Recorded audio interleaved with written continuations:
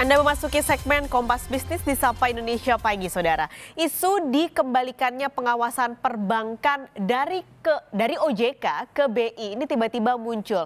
Maka dari itu hari ini kami akan membahas dengan judul Kode Otoritas Perbankan Balik ke Bank Sentral. Nah, berdasarkan informasi dari media Reuters, Presiden Joko Widodo ini tampaknya sedang mempertimbangkan akan mengeluarkan dekret darurat. Ini untuk mengembalikan regulasi bank dari OJK ke Bank Sentral alias BI. Nah, katanya sih Presiden ini nggak puas dengan kinerja OJK, terutama waktu pandemi ini. Jadi pertanyaannya, apa sih sebenarnya beda fungsi dari OJK dan juga Bank Indonesia? Kami akan jabarkan untuk Anda. Yang pertama kita akan ke OJK terlebih dulu. Nah, OJK tugasnya ini mengatur dan mengawasi lembaga perbankan, lalu juga lembaga non-bank atau lembaga keuangan non-bank. Ini seperti asuransi, lalu juga dana pensiun, multi finance itu di bawah OJK, dan yang terakhir adalah pengawasan pasar modal. Model seperti ini sebenarnya mengikuti sistem regulasi jasa keuangan di Inggris, Saudara. Sebelumnya, kalau dari tahun 2013 nih, sebelum 2013, industri perbankan ini pengawasannya ada di BI. Yang sedang disorot adalah fungsi pengawasan perbankan yang katanya Presiden kurang suka dengan kinerja OJK sepanjang pandemi ini. Dilihat sejak OJK lahir di 2013 tadi, ada dua masalah perbankan dengan karakteristik yang sama kira-kira, yaitu masalah likuiditas atau dana yang berujung pada permodalan. Yang pertama, kita ingat beberapa waktu terakhir ini ada permasalahan Bank Syariah Muamalat terjadi di 2018, cukup ramai karena muamalat salah satunya digagas oleh keluarga B.J. Habibie. Nah, masalah perbankan kedua di bawah pengawasan OJK yang terjadi adalah soal Bukopin. Sampai saat ini proses penambahan modal juga sedang berjalan. Itu OJK dan juga apa sih masalah yang terjadi di OJK dalam beberapa waktu terakhir. Sementara kalau tugas BI, kita lihat secara umum saja. BI ini tugasnya yang pertama adalah menetapkan kebijakan moneter, lalu mengatur sistem pembayaran, dan yang terakhir adalah stabilitas sistem keuangan. Jadi Saudara, kalau kita lihat secara umum sebenarnya benang merah perbedaan BI dan OJK terutama adalah di soal perbankannya. Kalau BI ini mengatur perbankan secara makro, bagaimana nantinya perbankan aturan-aturannya yang akan berdampak langsung dan tidak langsung terhadap kestabilan moneter. Karena itu ada di fungsinya BI menetapkan kebijakan moneter. Jadi semua aturan perbankan yang berhubungan dengan kestabilan moneter ada di BI.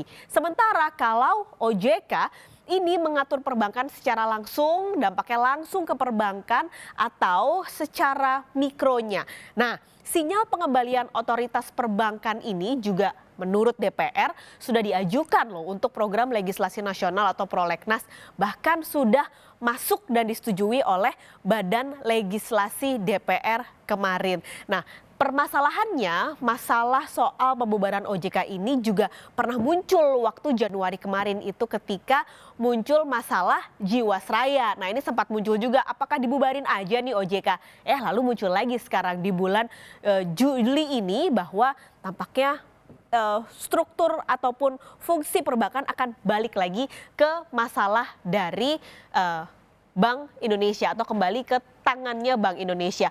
Nah, di informasi awal yang saya sampaikan Saudara, isu pengembalian fungsi ini karena Presiden tidak puas dengan kerja OJK sepanjang pandemi. Berarti kita bicara apa? Soal restrukturisasi. Kalau bicara restrukturisasi kredit, ini kan berarti dilakukan dengan cara memberi tambahan kredit.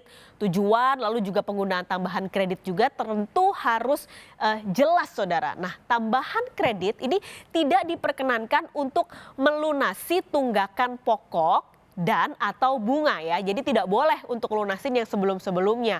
Dalam hal restrukturisasi kredit artinya ini mengakibatkan kewajiban debitor jadi lebih besar. Maka bank bisa mensyaratkan adanya agunan baru.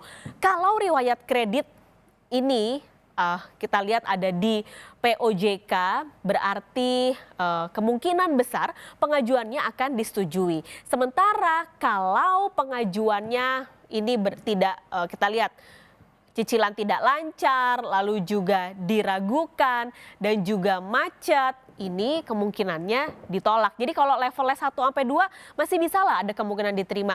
Tapi kalau udah ada aturan ini saudara, cicilan tidak lancar, diragukan, macet, udah pasti akan ditolak. Akhirnya bank pusing karena kepentok aturan OJK. Gimana dengan nasabah kredit yang mau restrukturisasi akhirnya tidak bisa menerima tambahan kredit kecuali proses restrukturisasinya sudah selesai, lalu juga kredit macet sudah dilunasi, tapi kan sekarang duit aja nggak punya, makanya mereka minta restrukturisasi. Akhirnya ini yang bikin perbankan pusing dan ujung-ujungnya gimana UMKM mau bangun dari mati suri, karena ini kan sebenarnya tujuannya membantu UMKM yang terdampak COVID-19. Tapi terganjal aturan ini. Gimana caranya mereka bisa bangkit kalau nggak punya modal? Apalagi terpuruknya karena masalah corona yang belum selesai. Lalu pertanyaannya, apa sih kata OJK? Benar nggak sih isu ini? Nah, ada pernyataan dari OJK nih saudara. Jadi Deputi Komisioner Humas dan Logistik OJK Anto Prabowo mengatakan rumor tersebut dihembuskan pihak yang tidak jelas. Saat ini OJK proaktif mendukung pemerintah menjalankan tugas untuk mengatur dan mengawasi perbankan di tengah COVID-19. Tambahannya, sebagai regulator, OJK selama pandemi ini juga sudah mengeluarkan program restrukturisasi sektor keuangan ini nih yang disindir oleh Presiden. Nah, misalnya ada beberapa kebijakan seperti mengatur subsidi bunga dan juga penempatan dana negara untuk kebutuhan likuiditas. Jadi kita akan lihat ya, isu hanya sekedar isu atau memang akan benar-benar dipindah lagi nih ke Bank Indonesia fungsi perbankannya. Kita tinggalkan soal OJK dan BI, kita